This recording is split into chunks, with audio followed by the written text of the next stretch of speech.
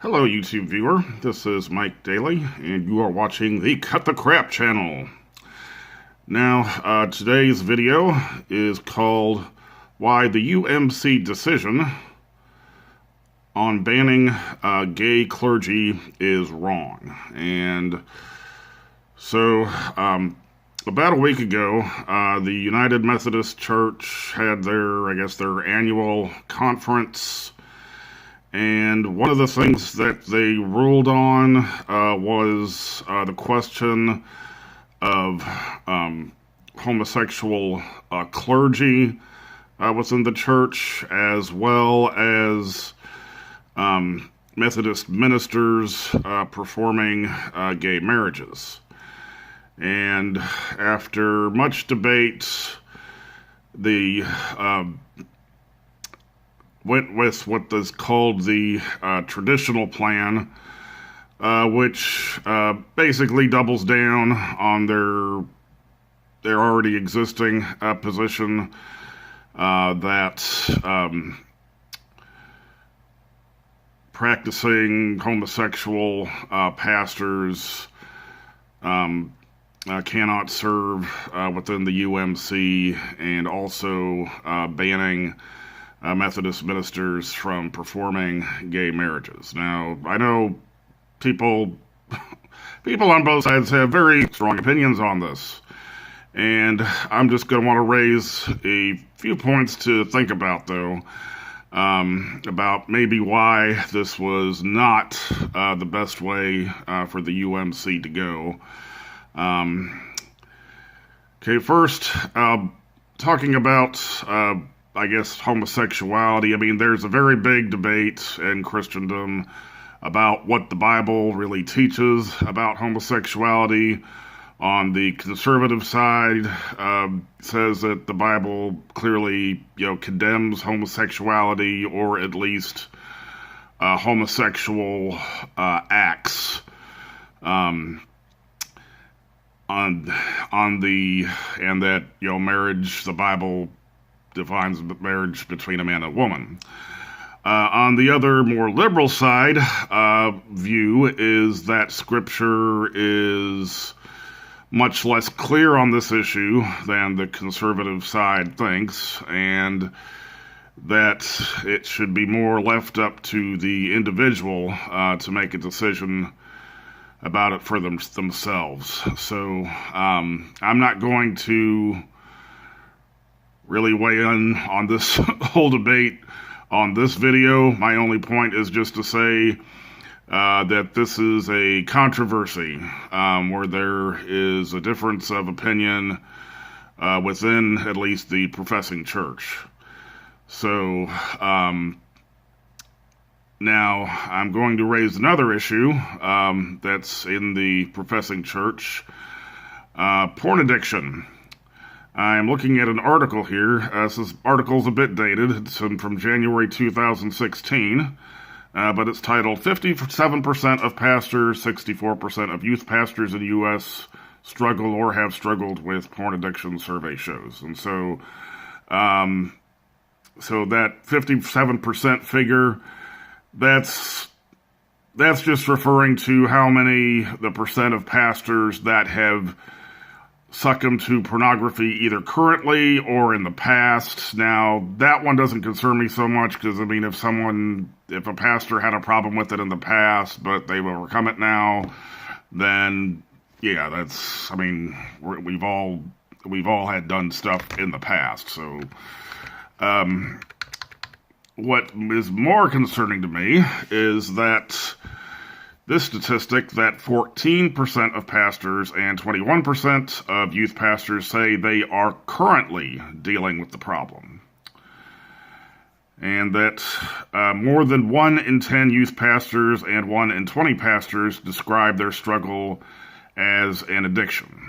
And so here we have pastors that, are supposed to be the spiritual leaders of their congregation with porn addiction. And I don't think there's a whole lot of debate within Christendom that engaging in pornography is sinful.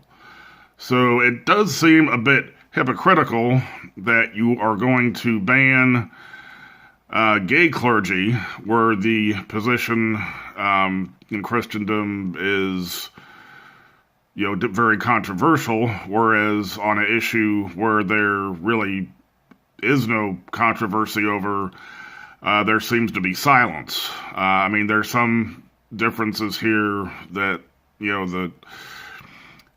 if the pastor's keeping it a secret, then, then that there's not a whole lot, that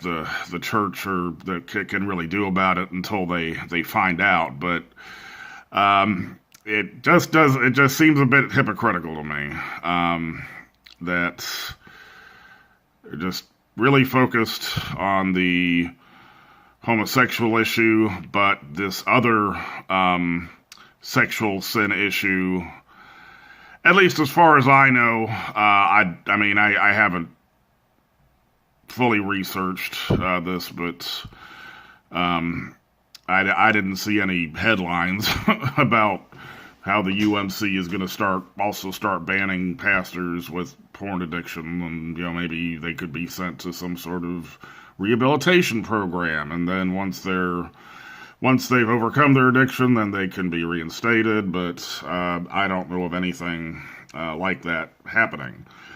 And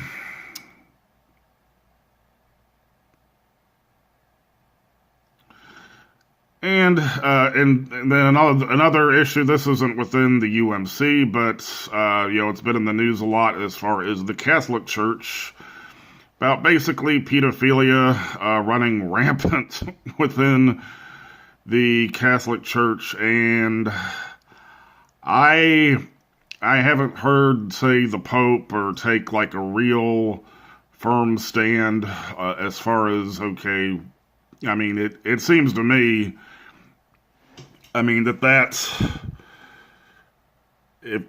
just committing that one time, that's such a grave sin and just so damaging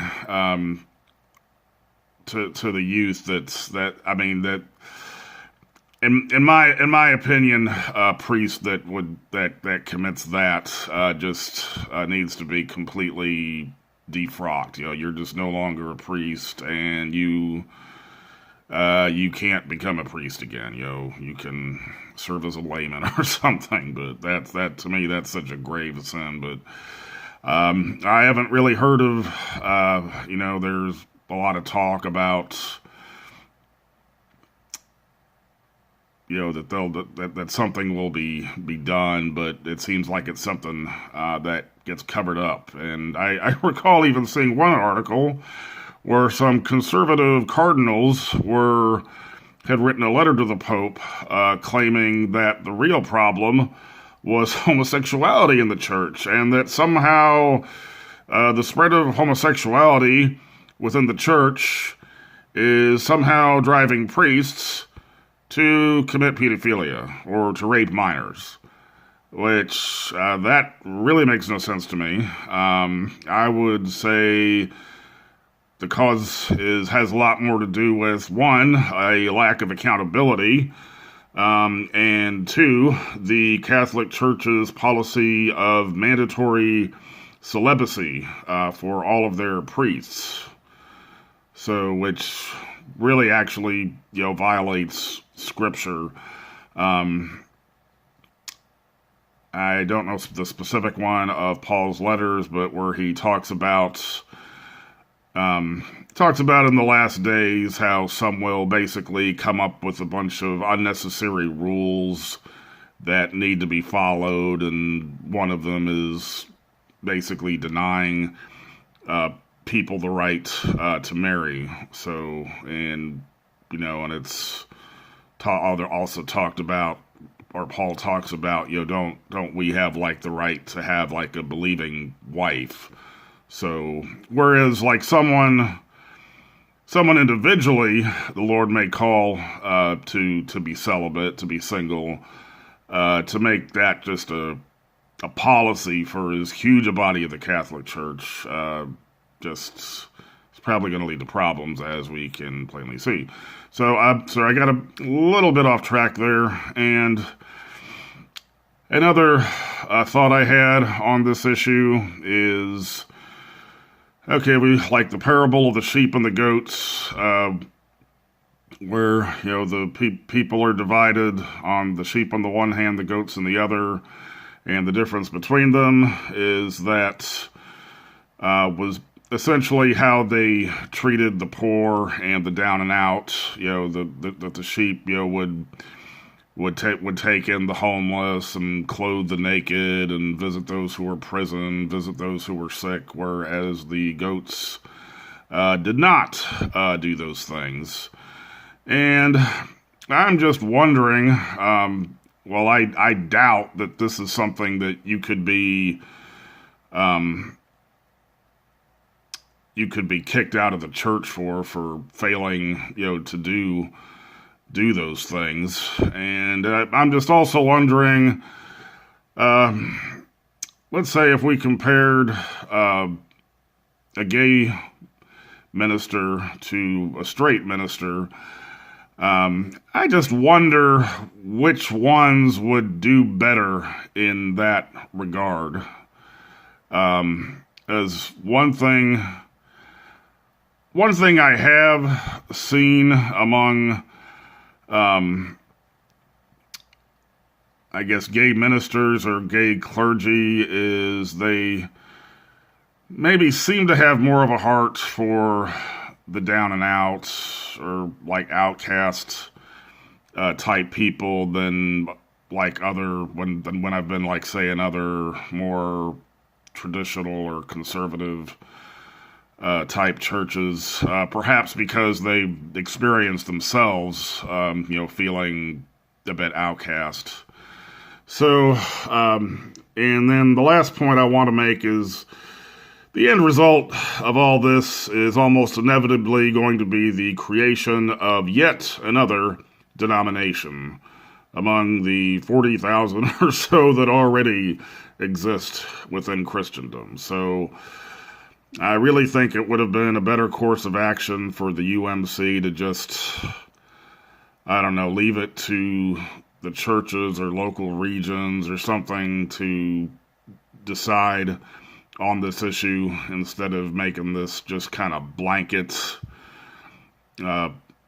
policy. So anyway, thank you for listening. I do appreciate your comments on this issue. I'm sure that there's other points on this. I'm sure I'm probably not 100% right, but just kind of wanted to raise some points. So please feel free to comment. Also, please subscribe to my channel. And you can also click the bell so that you will be notified when I release new videos. Thank you, and have a good evening.